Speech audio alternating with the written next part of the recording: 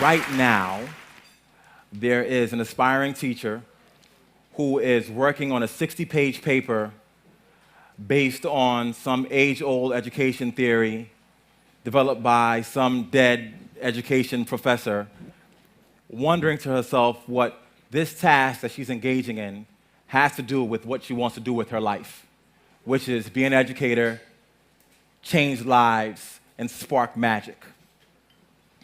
Right now, there is an aspiring teacher in a graduate school of education who's watching a professor babble on and on about engagement in the most disengaging way possible. Right now, there's a first-year teacher at home who is pouring through lesson plans, trying to make sense of standards, who's trying to make sense of how to grade students appropriately, while at the same time saying to herself over and over again, don't smile till November, because that's what she was taught in her teacher education program. Right now, there is a student who is coming up with a way to convince his mom or dad that he's very, very sick and can't make it to school tomorrow. On the other hand, right now, there are amazing educators that are sharing information that's shared in such a beautiful way that the students are sitting at the edge of their seats just waiting for a bead of sweat to drop off the face of this person so they can soak up all that knowledge.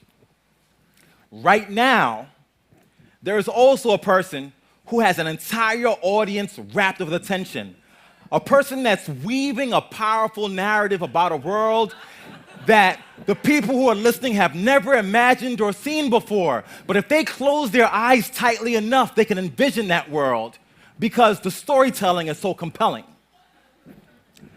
Right now, there's a person who can tell an audience to put their hands up in the air, and they will stay there till he says, put them down.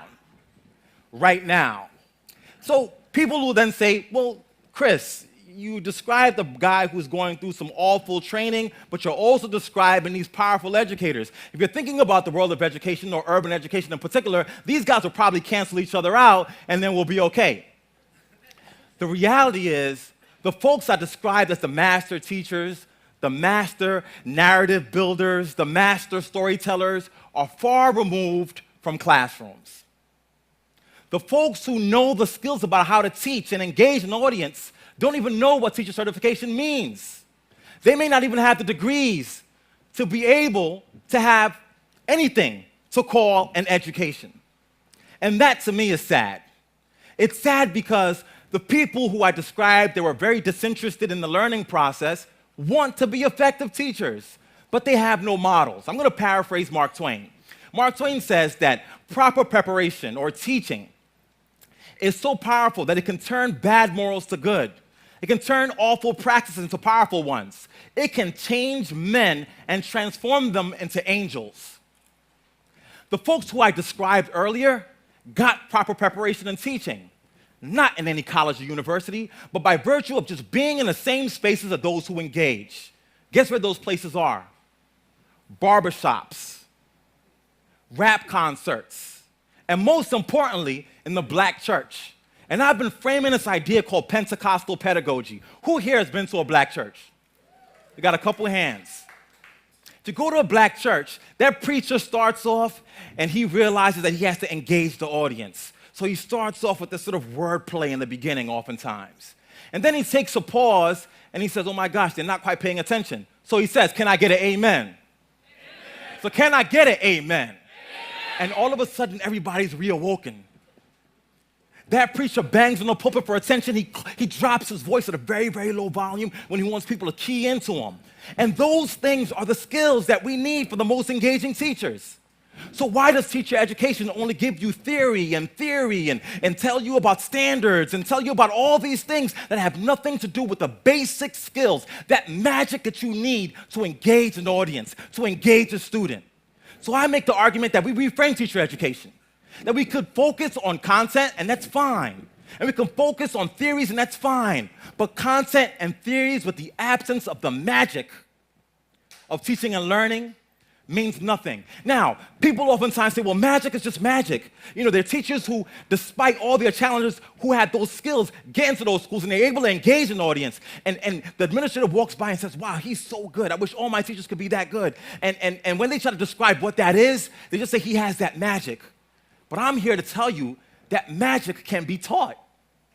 Magic can be taught. Magic can be taught. Now, how do you teach it? You teach it by allowing people to go into those spaces where the magic is happening. If you want to be an aspiring teacher in urban education, you got to leave the confines of that university and go into the hood. You got to go in there and hang out at the barbershop. You got to attend that black church, and you got to view those folks that have the power to engage and just take notes on what they do. In our teacher education classes in my university, I've started a project where every single student that comes in there sits and watches rap concerts. They watch the way that the rappers move and talk with their hands. They study the way that he walks proudly across that stage. They listen to his metaphors and analogies, and they start learning these little things that if they practice enough, becomes the key to magic. They learn that if you just stare at a student and raise your eyebrow about 1/4 of an inch, you don't have to say a word because they know that that means that you want more. And if we could transform teacher education to focus on teaching teachers how to create that magic, then poof, we can make dead classes come alive. We can reignite imaginations, and we can change education. Thank you.